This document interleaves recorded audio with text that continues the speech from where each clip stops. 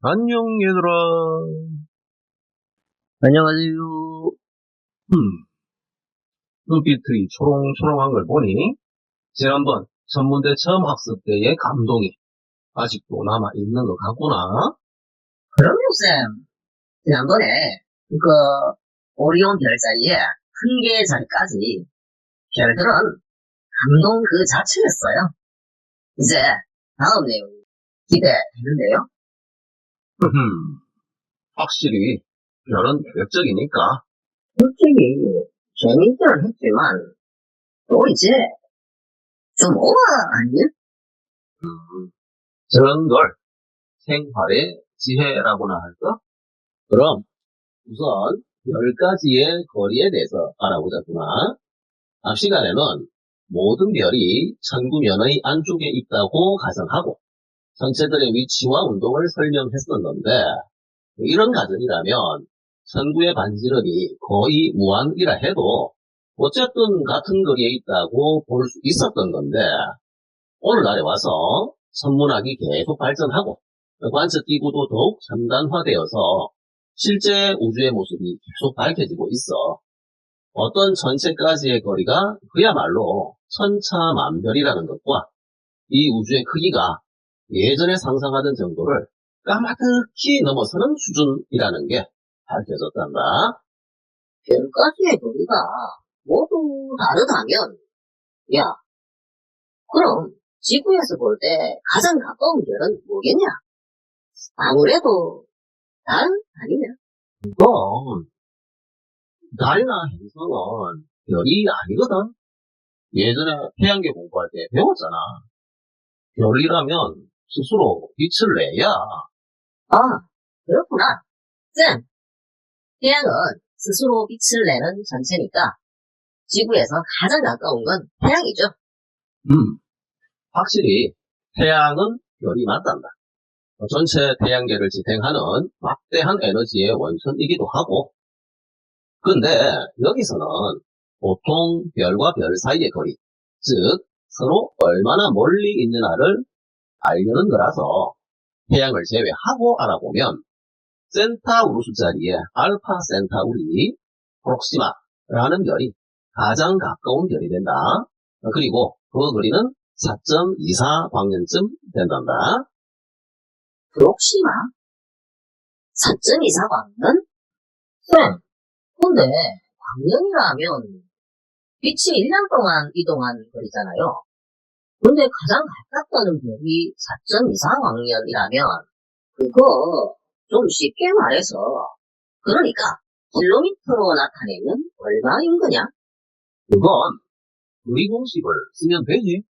빛의 속력은 30만 킬로미터 퍼 세크이고 1년을 초 단위로 바꾸려면 3600 곱하기 24 곱하기 365 이거를 계산하면 우와 그래 우리의 계산대로 그 값을 구해보면 1광년은 30만 킬로미터 퍼 세크 곱하기 3600 곱하기 24 곱하기 365는 9조 5천억 킬로미터가 되고, 그럼 프록시마까지의 거리는 9조 5천억 곱하기 4.24는 40조 킬로미터가 되는 셈이지. 근데 요새는 광년 단위 말고 파섹이라는 단위를 공식적으로 쓰거든. 파섹? 광년도 어마어마한데 파섹은 더 큰 단위인 거 아니냐? 파섹이라는 거리 개념은 광년 단위보다는 좀 더 정확한 표현이긴 한데 지금은 거리를 측정하는 한 가지 방법을 배워야겠다. 바로 시차라는 개념인데 이 시차를 이용해서 과학자들이 정교하게 만든 게 파섹이라는 거거든. 파섹으로 나타내는 거리 공식은 아주 간단한데 오히려 시차로부터 파섹 단위가 만들어지는 과정 자체가 더 중요해서 시차를 공부하면 자연히 파섹 단위도 이해가 될 거야. 그럼 시차란 무엇인지 알아보자. 시차?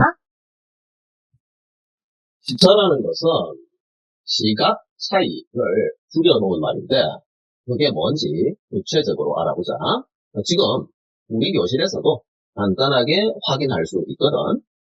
그럼 우리와 또리는 자신의 위치에서 나를 향해서 보고 내 뒷부분에 뭐가 보이는지 설명해봐라. 쌤의 뒷부분? 여기서 쌤을 보면 이쪽에는 칠판만 보이는 거고 여기서는 쌤 뒤로 창문이 보인다? 바로 그거야.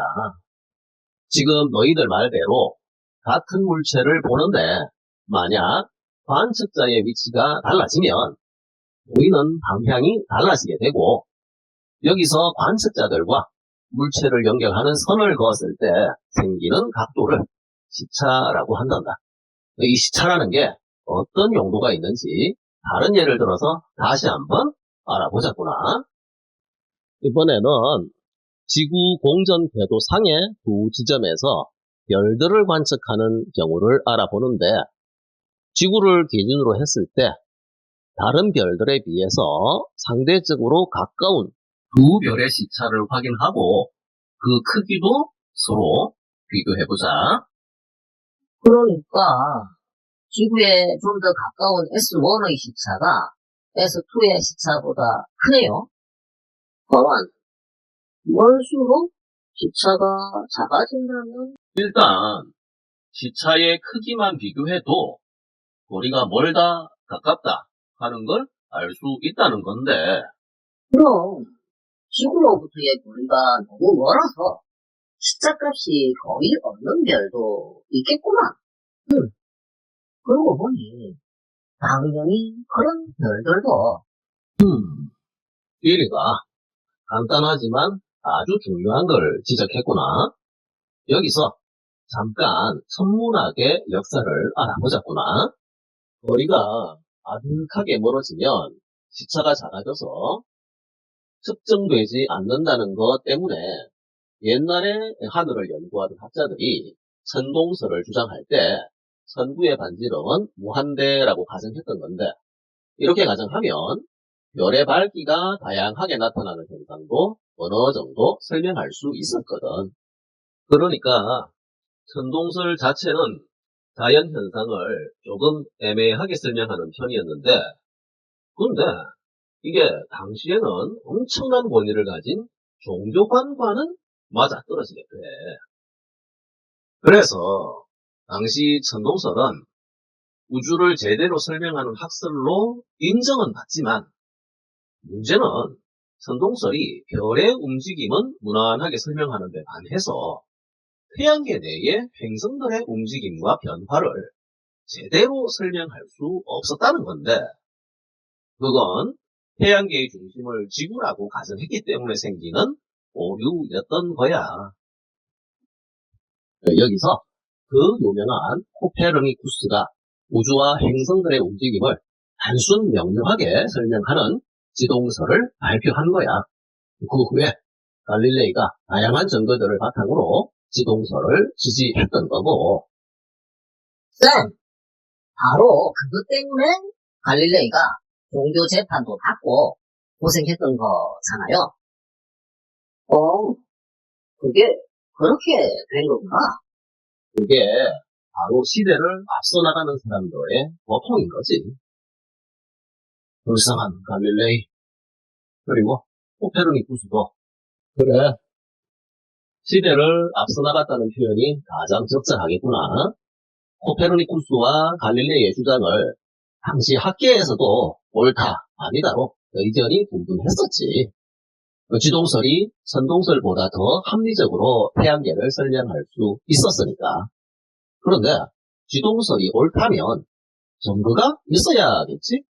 여기서 가장 확실한 증거가 지금부터 우리가 배우게 되는 시차라는 것이란다. 여기서 갑자기 시차가 나오나? 앞에서 쌤이 시차의 두 번째 예시로 지구 공전 궤도에서의 차이를 말했었지. 저렇게 지구가 공전한다면 시차가 생기는 것은 당연한 거 아니냐? 그렇군요. 저건 그냥 측정만 해보면 되는데? 그래서 지동설을 지지하든 안 하든 간에 많은 사람들이 지구 공전으로 인해 생기는 시차 측정에 도전했었다. 먼 별들에 비해 상대적으로 좀 가깝다고 생각되는 별들의 시차를 이제 알아보려고 했는데, 그런데 당시의 관측 기구로는 어떤 별의 시차도 측정할 수 없었던 거야. 그 이유는 원래 시차라는 것이 없기 때문이 아니라 당시의 관측 기구의 한계 때문이었던 거야. 위대한 갈릴레이조차도 아주 조잡한 망원경을 직접 만들어 쓰는 시대였으니까. 어쨌든 시차가 확인되지 않으니까 당연히 지동설도 인정받을 수 없었던 거지. 그럼 쌤, 시차가 발견되기 전까지는 과학자들도 지구의 운동을 인정하지 않았다는 거네요? 설마 지구의 자전거 공전은 나도 알고 있는데? 그건 아닐걸? 그 뒤에 뉴턴이 지동설이 옳다는 걸 증명했다고 하던데? 그래, 우리의 말 그대로 이후에 뉴턴이 나오면서 만류 인력의 법칙을 발표하게 되는데, 그게 지동설을 기반으로 설명이 되는 거라서 학계에서는 그때부터 지동설을 사실상 인정하게 된단다. 그리고 실제로 시차는 그 이후 1838년에 베셀이라는 사람이 측정에 성공함으로써 지동설이 최종 확인된 거지. 여기까지는 간단한 과학의 역사였고, 이제 우리가 해야 할 건 뭘까? 우리가 해야 할 거? 참, 그러고 보니 열 가지의 거리를 어떻게 측정하느냐 그걸 알아보려다가 그래 갑자기 시차가 나온 거지. 그러니까 시차를 이용하면 어떤 별까지의 거리를 구할 수 있다는 거 아니냐? 그래, 오늘 수업의 목표는 바로 다양한 별들까지의 거리를 어떻게 구하느냐였지. 그래서 시차 개념에 대한 걸 소개했는데, 사실 시차만으로는 정확한 거리를 구할 수 없어. 이제쯤이면 너희들도 배웠을 것 같은데, 바로 수학에서의 삼각비를 이용해서 아예 공식으로 만들었단다. 공식 자체는 간단하게 다음과 같아. 거리는 연주시차분의 1. 아니, 계속 시차는 얘기하다가 갑자기 연수시차라니 그건 또 뭐냐? 그리고 저 공식에서는 초라는 게 써 있는데 적어도 각도 가느냐? 그건 지구의 공전이 1년 동안의 운동이니까 연수 운동인 거고, 그리고 연수 운동으로 생기는 시차니까 연수 시차라는 거 아닌가?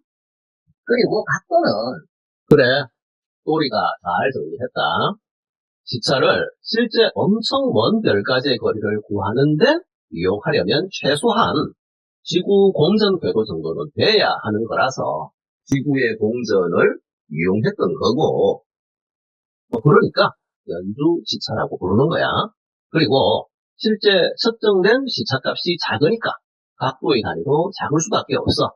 만약 각도로 1초가 나왔다면 1초는 3600분의 1도거든. 그 다음에 관계도 기억해야 할 것 같구나. 1초는 60분의 1분은 3600분의 1도. 쌤, 1초가 3600분의 1도라면요. 근데 1도도 사실 측정하는 게 까다로운데 몇 초 정도를 측정한다는 게, 그리고 그런 게 베셀의 시대에 가능했을까요? 이리가 이제야 과학자들의 노력이 대단하다고 느끼는 모양이구나. 베셀은 당시로서는 꽤나 정교한 특수 망원경을 사용했고, 같은 별을 6개월 간격으로 끈질기게 추적해서 결국 시차 측정에 성공했다는구나. 이런 경우를 기술과 노력의 결정체라고 하는 거지. 그 구체적인 값은 100조짜리 61번 별의 연주시차는 0.314초로 현재 측정값 0.286초와 거의 같다. 그런데 한 가지 주의해야 할 점은 지금 그림에서 보는 것처럼 연주시차는 각 E1, S, E2가 아니라 그 값의 절반 값을 연주시차라고 정했단다. 그 이유는 실제 거리 측정을 위해서 삼각비를 이용하려면 직각 삼각형이어야 계산이 좀 더 간편해지기 때문이거든. 이건 꼭 기억해야 된다. 연주시차는 2분의 1 각 E1, S, E2는 각 시타. 그렇군요. 그럼 이제 마지막으로 이렇게 연주시차를 이용해서 구한 파섹 단위와 우리가 흔히 쓰는 광년 단위의 크기도 비교해 보자꾸나. 예를 들어 연주시차가 1초인 별이 있다고 할 때 공식에 넣으면 간단하게 1파섹인데 이때 1파섹은 3.26 광년에 해당한다. 그럼 이 관계를 이용하면 다양한 값들의 변화, 즉 0.5파섹이나 10파섹이나 간단한 비례식으로 단위를 바꿀 수 있겠지. 그럼 이제 다음 내용으로 넘어가자꾸나. 두 번째 내용은 바로 별의 밝기란다. 지난번에 망원경으로 별을 관측할 때 유난히 밝은 별들도 봤을 거고 상대적으로 어두워서 잘 보이지 않는 별들도 있었지. 그 별들이 왜 밝고 어둡게 보이는지를 공부하다 보면 바로 별까지의 거리를 확인할 수도 있단다. 그럼 이번에는 밤하늘에서 가장 밝은 별이 뭔지부터 알아볼까? 밤하늘에서 가장 밝은 별? 가장 밝은 별? 지난번에 별을 보기는 했지만 그냥 비슷비슷하더만. 차이가 약간 있는 정도랄까? 자식, 지난번에 오리온 별자리랑 겨울철 밤하늘의 대삼각형을 확실하게 알겠다고 자랑하더니만. 아, 쌤, 기억났어요. 큰 계자리의 별, 지우스예요. 근데 밝기 변동이라는 게 있던데? 그래, 자, 찾았구나. 어머, 근데 꼭 별의 밝기만 따져야 하나? 근데 쌤, 별은 아니라지만 사실 보름달도 엄청 밝고 그리고 금성도 꽤 밝은 편이잖아요. 그 밝기를 비교하는데 그것들은 제외하니까 뭔가가 빠진 듯한 느낌적인 느낌이랄까? 그건 별끼리만 비교해야 하는 거 아니냐? 공식 기록에 의하면 별의 밝기를 최초로 연구하고 그걸 체계화한 사람은 그리스의 히파르코스라는 사람인데 밤하늘의 별들이 고정된 위치에서 일주운동이라는 규칙적인 모습을 보이는데 반해서 달이나 행성들은 지구 주변에 있으면서 모양과 크기 그리고 밝기까지 수시로 변하는 데다가 아주 밝을 때는 밤하늘의 별들보다 훨씬 밝으니까 보통 별처럼 분류하기에는 애매했던 것 같다. 그래서 당시에는 별만을 대상으로 한 거였는데 오늘날에 와서는 관측 기술 등도 발전했으니까 별 이외의 천체들도 밝기를 표현한다는 것도 알아두렴. 근데 이번 꾸리의 질문은 아주 중요한 사실을 암시하는 거라서 뒤에서 다시 한번 그 의미를 따져볼 거야. 그럼 일단 히파르코스의 별의 밝기 분류에 대해서 좀 더 알아보자면 히파르코스는 맨눈으로 봤을 때 가장 밝은 별들을 골라서 1등성이라고 정하고 그보다 조금 어두우면 2등성으로 그리고 점점 어두워지면 그에 따라 3, 4, 5, 6등성으로 등급을 매겼단다. 물론 사람 눈으로만 따진 거라서 정확도는 떨어지는 거야. 그래서 후대 학자들이 보완 발전시켰는데 등급 간의 실제 밝기 차이 등이 제대로 정리되었으니까 그걸 도표로 살펴보자. 각 등급 간의 밝기 차는 도표에서 보는 대로 이후에 과학자들이 밝혀낸 거고 그리고 히파르코스가 고안한 것 외에는 오늘날 관측 기술이 발전되어서 추가로 정리된 거란다. 그럼 이제 현재의 밝기 등급을 이용하면 밝은 별들 중에서도 상대적으로 좀 더 밝은 별들끼리의 미세한 등급 차이도 표현할 수 있게 되고, 그리고 앞서 우리가 말한 행성들과 보름달의 밝기도 표현할 수 있거든. 앞서 대략 1등급으로 정했던 시리우스는 마이너스 1.46 등급이 되고, 우리 태양은 무려 마이너스 26.8 등급에 해당한다는 거야. 그리고 별이 아닌 천체들도 따져보면 보름달은 마이너스 12.9 등급인 셈이고, 금성은 마이너스 4.6 등급인 셈이란다. 그리고 나중에는 이 천체들보다 더 밝고 놀라운 천체들도 만나게 될 거야. 우와, 마이너스 26.8 등급이라니 태양이 대단하기는 대단한 모양이네. 그러니까 그렇게 밝으니까 낮에 태양이 있을 때는 다른 별들은 볼 수 없는 거 아니겠냐? 근데 그거는 태양이 다른 별들보다는 가까이 있기 때문 아닌가? 밝기의 진정한 강자는 아직 안 나온 것 같구만. 우리가 아까 중요한 질문을 하더니 마침 다시 그 내용을 얘기하는구나. 이제 천체의 밝기와 거리의 관계를 좀 알아봐야겠다.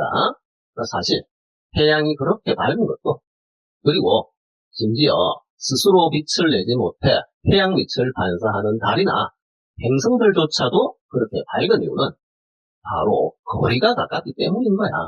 그럼 이와는 반대로 엄청난 에너지를 가졌지만 지구로부터 너무 멀어서 어두워 보이는 별들도 있을 거 아니냐? 그러니까 거리에 따라 별의 밝기가 달라진다. 이렇게 하늘의 별들까지 거리가 천차만별일 때 만약 별들의 밝기를 서로 비교하려면 어떻게 해야 할까? 그거야, 뭐 공평하게 하려면 모든 별이 같은 거리에 있다고 가정하고 비교하면 될 것 같은데요? 바로 그거야. 모든 별이 같은 거리에 있다고 가정하고 밝기를 비교하면 되는데, 이때 주의해야 할 것은 기준 거리보다 먼 곳의 별들은 지구로 가까이 당기는 셈이고, 기준보다 가까운 별들은 지구로부터 멀어지는 셈이 된다는 건데, 이때는 천체의 밝기도 변하겠지? 그럼 우선 거리에 따라 밝기가 어떻게 변하는지 구체적인 관계부터 알아보자꾸나. 어떤 한 점에서 빛이 퍼져나갈 때 빛은 모든 방향으로 퍼져나가게 되어서 그림처럼 구면 모델과 같아진단다. 근데 이때 구면의 일부분만으로도 전체 구면 효과와 같아서 그 밑에 그림으로도 설명이 되니까 밑에 그림에 집중하자꾸나. 그러니까 저 그림에서는 거리가 멀어질수록 빛이 더 넓은 면적으로 퍼진다는 거잖아. 그렇지. 거리가 2배면 넓이는 4배.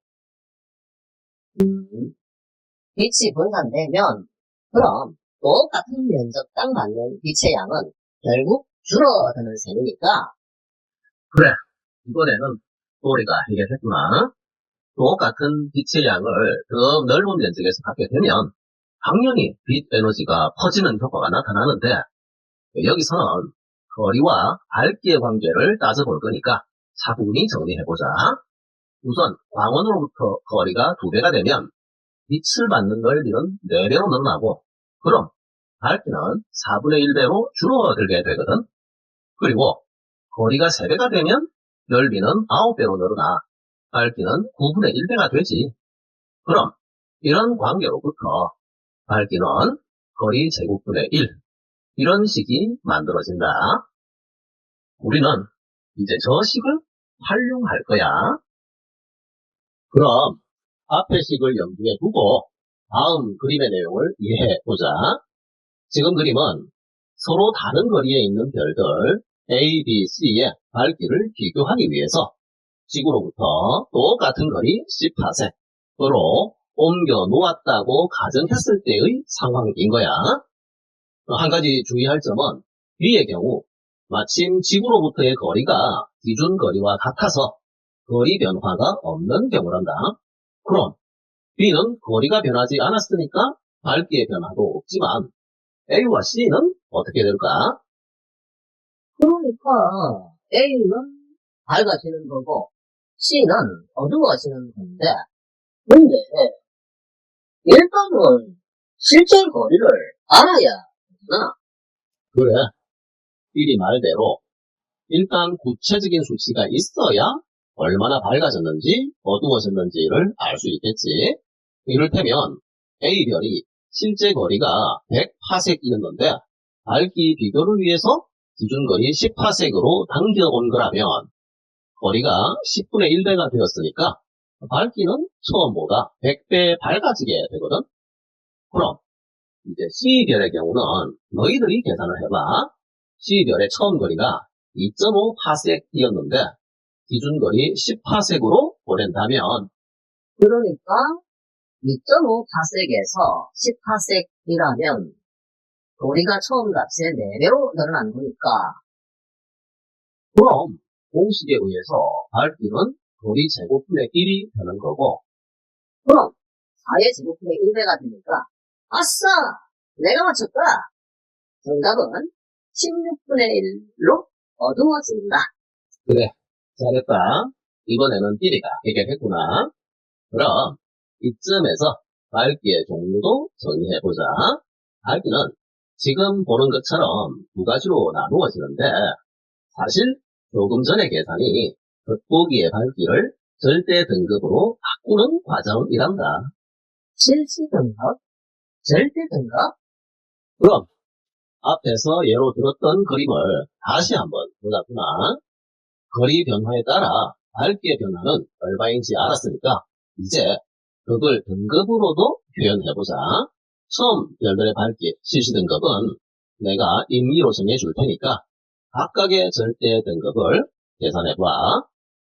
그러니까 A는 100배 밝아진 거니까 등급으로는 5등급 차이고 처음 값에서 5를 빼면 3 빼기 5는 마이너스 2 등성이 된다. 야, 아까 C별은 밝기가 16분의 1배로 어두워진 거였잖아. 그러니까 16배의 밝기 차가 등급으로는 몇 등급 차이냐를 알면 되는 거지. 아싸! C별의 절대 등급은 4등급이에요. 16분의 1배는 상등급 차이로 어두워진 거니까 1 더하기 3은 4가 되거든요. 자식, 그래. 밝기와 거리의 관계로부터 이제 어떤 별의 실시와 절대 등급을 표현할 수 있게 되었으니까 이 내용 이해할 수 있겠구나. 다음 내용을 보렴. 등급 비교로 거리도 알 수 있네. 야, 그럼 요즘의 과학기술이라면 이 우주의 진정한 강자, 가장 밝은 별이 뭔지도 알 수 있겠구만. 그렇겠지? 그런데 그건 어떤 별의 실시 등급과 거리를 알면 구할 수야 있겠지만 모든 별의 거리를 측정할 수 있을까? 쌤, 그러니까 첨단 과학기술을 이용해서 모든 별의 실시 등급과 거리를 알아내면 이 우주에서 가장 밝은 천체가 뭔지도 알 수 있는 거 아니에요? 어?